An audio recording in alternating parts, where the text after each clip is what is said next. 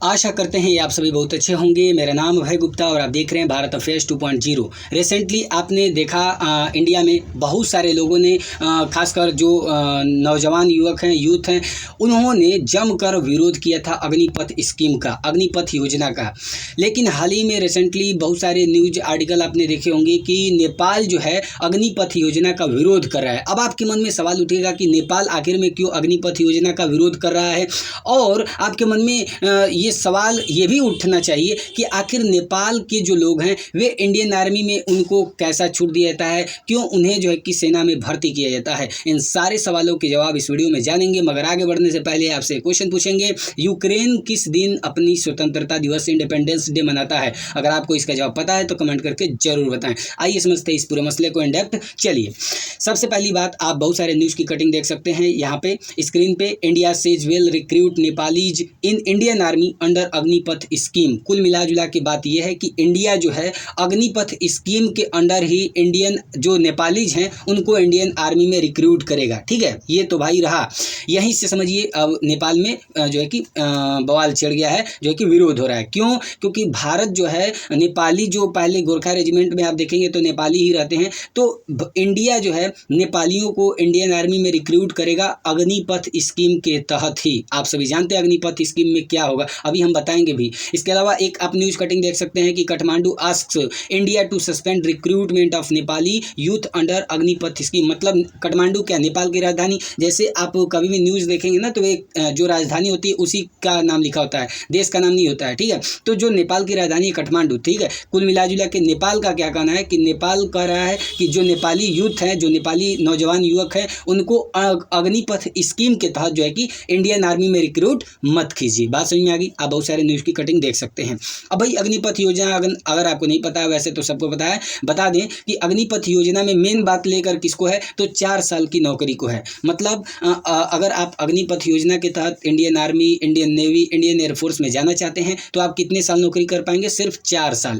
इसमें भी जो 25% लोग होंगे वे आने वाले समय मतलब भविष्य में परमानेंट हो सकते हैं, मतलब 25 हो जाएंगे। ठीक है ना, लेकिन जो 75% बचे रहेंगे वे सीधे कहाँ पे रिटायर होकर घर आ जाएंगे। बात समझ में आ गई? इसमें उम्र की बात किया गया है 17.5 से 21 साल। और इसमें आपको बता दें कि आपके मन में सवाल उठेगा कि भाई नेपाली आखिर में भारत में कितने आखिर सेना में हैं? तो 34,000 नेपाली जो है कि इंडियन आर्मी में अपनी सेवा दे रहे हैं। इंडियन आर्मी में सोचिए, अभी हाल ही में इंडिया जो है कि मतलब भर्ती के लिए कई जगह पे भर्ती का डेट दिया था। जैसे बुटवाल में, ये नेपाल में जगह है, बुटवाल में, धरान में। तो बुटवाल में 25 अगस्त से 7 सितंबर तक भर्ती होने वाली थी। ठीक है, गोरखपुर में भी जो है कि रिक्रूटमेंट का प्रोसेस चल रहा था, मतलब कि डेट आ गई थी। ठीक है ना, धरान में जो है कि 19 सितंबर से 28 सितंबर तक भर्ती की तारीख आ गई थी। लेकिन नेपाल सरकार ने इस मुद्दे पर कुछ जवाब ही नहीं दिया है कि भर्ती कराना है कि नहीं कराना है, मतलब उधर से जो है कि एक्सेप्ट नहीं किया गया है। बात समझ में आ गई? तो नेपाल जो है कि अग्निपथ योजना का विरोध कर रहा है। अब आखिर आपके मन में सवाल उठेगा कि क्यों विरोध किया जा रहा है।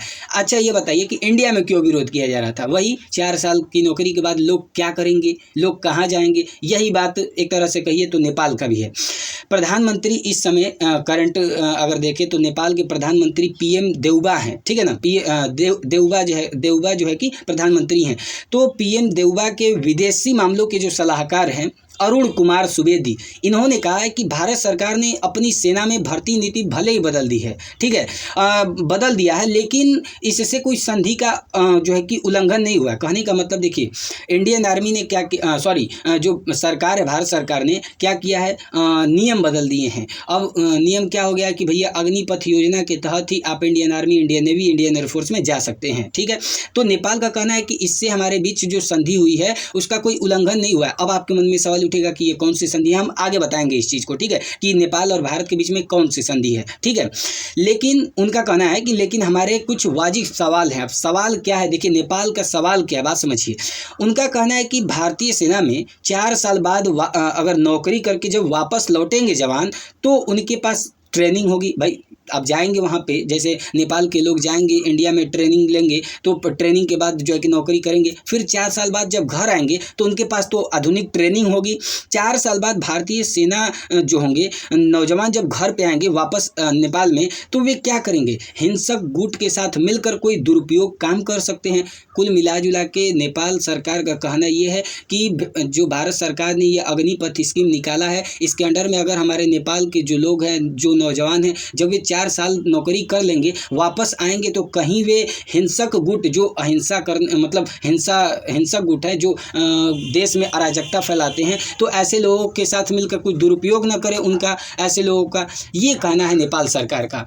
अब यहाँ पे देखिए भारत सरकार और सेना के जो बड़े बड़े पदाधिकारी हैं, उनका कहना ये है कि सबसे पहले तो हमारी जो ट्रेनिंग है इस पे हमको पूरा भरोसा है कि ऐसा ये लोग नहीं करेंगे, ठीक है, पहली बात। और दूसरी बात ये है कि देखिए एक सेना के जो व्यक्ति हैं, देखिए ऐसे देखें अगर तो बहुत सारे लोग, अधिकतर हज़ारों की संख्या में हर साल जो है कि रिटायर होते हैं इंडियन आर्मी से। इंडियन नेवी और इंडियन एयरफोर्स में बहुत कम ही उम्र पे 30-40 की उम्र में ही जो है कि रिटायर हो जाते हैं। तो यहाँ पे समझने वाली बात क्या है कि भारत सरकार का कहना है कि ऐसे तो हर साल रिटायर होते हैं, लेकिन ऐसा कुछ होता नहीं है। तो नेपाल के जो विरोधी पक्ष है ना, मतलब कि जहाँ जो वहाँ पर सरकार है और जो विरोधी पक्ष है, तो उनका कहना ये है कि देखिए अब भाई जो हमारे यहाँ नेपाली लोग सेवा कर रहे हैं भारत में, वे तो भारत की सेवा करने के लिए कर रहे हैं, नेपाल की थोड़े नहीं शपथ ले रहे हैं कि हम सेवा करेंगे। बात समझ में आ रही है? कहने का मतलब से जब शपथ लिया जाता है देश के लिए मरने के लिए, तो इंडिया में ना आके शपथ ले रहे हैं नेपाली। मतलब गोरखा रेजिमेंट का आप नाम सुने होंगे। भारतीय सेना के जो पूर्व chief staff general Sam Manekshaw जो हैं, उनका कहना क्या है मानेकशा का, कि अगर कोई कहता है कि मुझे मौत से डर नहीं लगता, वह या तो झूठ बोल रहा है या वो गोरखा है। और ये जो गोरखा रेजिमेंट है ये नेपाली हैं, और इन्होंने जो पीछे इतिहास हमारा है भारतीय सेना का जो युद्ध है भारत और चीन के साथ, भारत पाकिस्तान के साथ, इसमें उन्होंने बहुत बड़ा अहम रोल अदा किया है गोरखा रेजिमेंट ने। तो ये अपने आप में एक गर्व की बात है। बात समझ में आ गई? तो इस चीज़ को लेकर विरोध हो रहा है। बात समझ में आ गई? तो सीधी सी बात, नेपाल सरकार का क्या कहना है आपको समझ में आ गया होगा। अब आपके मन में एक छोटा सा सवाल और है कि भारत में नेपाल के लोगों को सेना में भर्ती क्यों किया जाता है, ये आपके मन में सवाल होगा। आइए समझते हैं इसको। देखिए सबसे पहले ये जान लीजिए कि 1816 से ही इंडियन आर्मी में जो है कि नेपाली लोगों का जो है कि गोरखा रेजिमेंट में जो है कि सिलेक्शन होता है आर्मी के तौर पे। बात समझ में आ गई? अब इसकी कहानी समझिए क्या है। देखिए साल 1815 में हम सभी जानते हैं कि इंडिया में जो है कि ब्रिटिश शासन था। ईस्ट इंडिया कंपनी और नेपाली राजशाही के बीच में युद्ध हुआ था। 1815 में ईस्ट इंडिया कंपनी और नेपाली राजशाही के बीच में युद्ध हुआ था, ठीक है, जिसमें नेपाल हार गया था। अब जब नेपाल हारा था तो भाई ठीक है हार गया, लेकिन ईस्ट इंडिया कंपनी जो है कि इस युद्ध से काफ़ी प्रभावित हुई थी।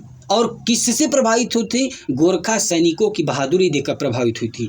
कि देखिए जो ब्रिटिश कमांडर थे उस समय ईस्ट इंडिया कंपनी के, British commander sir David Ochterlony, ये काफ़ी प्रभावित हुए थे।